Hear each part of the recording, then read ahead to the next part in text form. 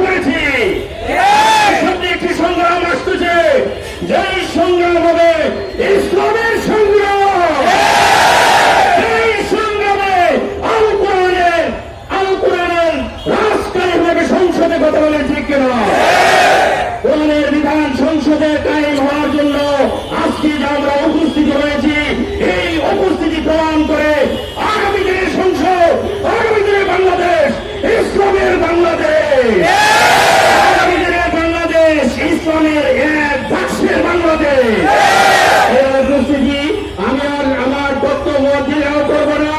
একটি কথা বলতে চাই, আমাদের যে গভর্নর ভাষা আন্দোলন হয়েছে, আমাদের যে ৭১-এর মুক্তিযুদ্ধ হয়েছে, আমাদের এই ২৪-এ যে কোনো প্রকার হয়েছে, সবগুলোর উদ্দেশ্য হল পেয়ার পদ্ধতিতে নির্বাচন করতে হবে।